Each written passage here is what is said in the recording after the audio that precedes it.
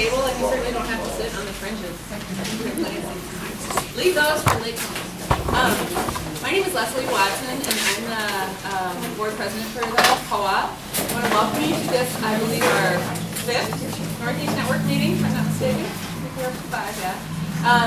And we've just been really encouraged and excited by the response we've gotten to these meetings. We're really glad to see everybody here this morning to talk about a very appropriate topic in June, at the beginning of June, as schools lets out, which is our wonderful resources of public parks in Northeast Minneapolis. I'm a parent, and I was just telling you today, less an advocate and much more a consumer of park resources with kids.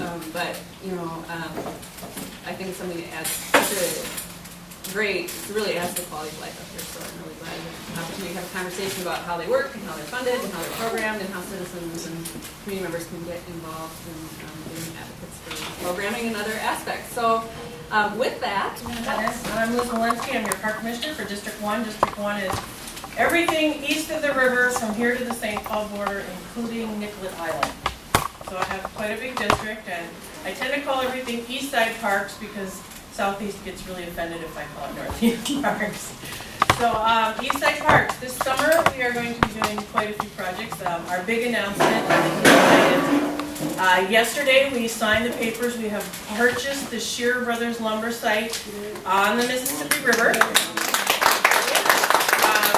This will give us the ability to run the trails from basically just north of the University of Minnesota all the way up to, with the addition of Graco has given us an easement that we'll be able to go across their property. We should be able to get all the way up to Sheridan Park that Jenny will be talking about later. So that gives us, you know, we're halfway up the riverfront, and as my friend Enda calls, on to Fridley. We're trying to get the rest of the trail connections going up so that we can have the riverfront connected. Once you hit Fridley, you hit past, that'll take you all the way up to Anoka. So, you know, this will give us an opportunity to get that contiguous length of path. You cross the bridge, you can get all the way down to the airport.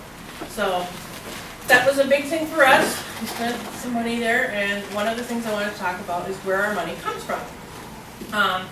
The park board has a few different sources. We do get some federal money for our parks. Most of that is transportation dollars, which, as you may have noticed, is what, when we do the grand rounds, that's considered a national scenic byway. So that's where we can access funds for that, is working on what is considered at the federal level a national type project. The next level down is from the state, and from the state we get a variety of things. We get some money from the lottery, which is mostly towards operations and maintenance. We get money from the Met Council for regional parks, and in Northeast Minneapolis, our regional parks are the riverfront. Those are our regional parks, and so the dollars can go there. However, most of Northeast Minneapolis is neighborhood parks. So we get regional dollars from the Met Council. The new legacy fund that we funded now through that extra sales tax that we're paying, we can get money for those different things. We can tap the cultural and heritage piece for if we put public art in our parks. We've been tapping some of the money for the clean water to keep our river cleaned up. And then there's the Parks and Trails money, which is a big fund for us, and it also has an acquisition piece. And it's that acquisition dollar piece of the Parks and Trails funds from the Legacy Project that is allowing us to purchase these riverfront properties. It's going to use up probably 80% of our money for the next 4 years to purchase Shearer, but that was such a linchpin of a piece that we decided we were going to dedicate the money to that because we really wanted that property. How many acres is that? It was 11 acres, and we paid $7.7 million for it, which in this climate was a pretty big deal. If we had to wait for the economy to rebound, we would be paying 2 or 3 times that. So we got it at not quite bargain basement, but close. There isn't actually a lot of pollution on the portion we bought. There's another third of the site that has some pollution on it because of the battery company and stuff like that, and that's not the piece we purchased, so we don't have a lot of investment to make there. Mostly it's going to be taking down buildings and ripping up blacktop.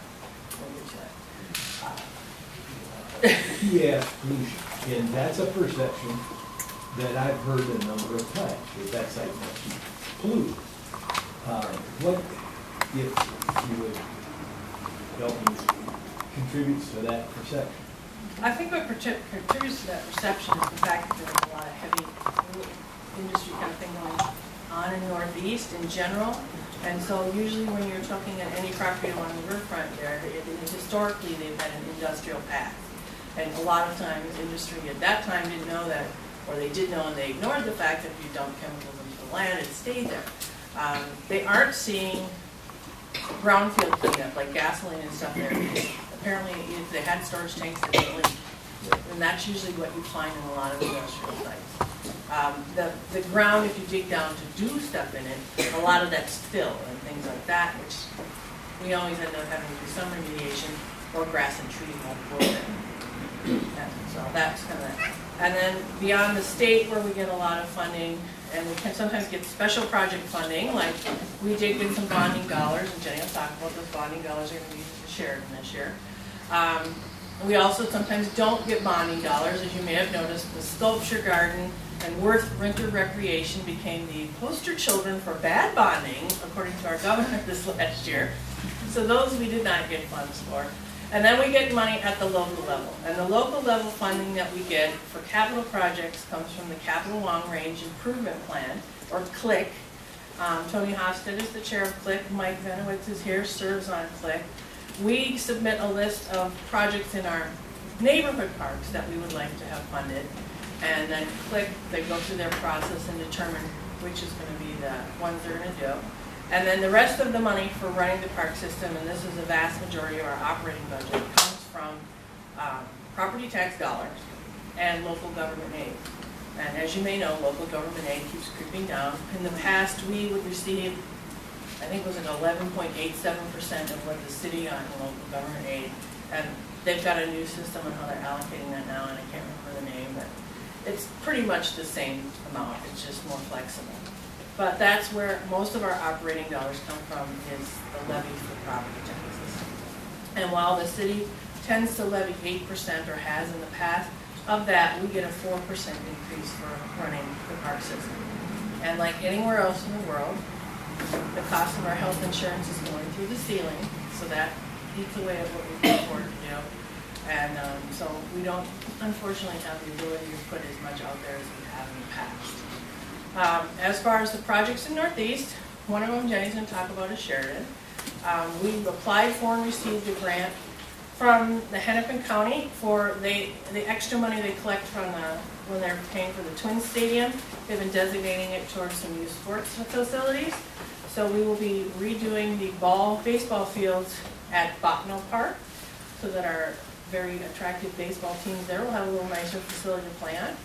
And one of the things that it's going to encompass is an irrigation system to keep the grass a little nicer, and what's called a removable outfield fence, so that when the baseball season is over, they can roll up the fence, and then the whole park is open again, so they can do football in the fall and soccer.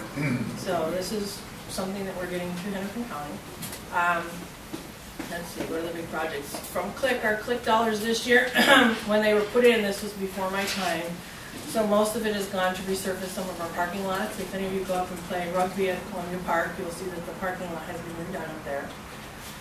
And then I think the other CLIC dollars we got in this district went down to the southeast for some parking lots there. The city is actually going to repave one of the pieces of parkway in our district this year, which is 5th Street between Columbia Avenue and St. Anthony Parkway.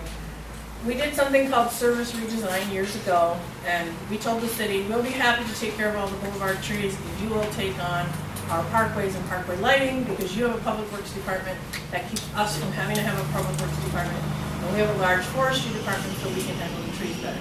So this is what leads to some confusion when you call 311. You'll get an operator and you'll say, the light's out on the parkway, and can somebody fix it? And it's oftentimes, well, is it in the park? Because it's a parkway lighting. If it's a light in the park, it's our responsibility. If it's along the parkway, it's the city's, and it leads to confusion. We hope that, you can always call me or my district manager, Corky, or Kevin, and we'll figure it out. We'll make our staff figure it out. But yeah, the lights sometimes are an issue. Other thing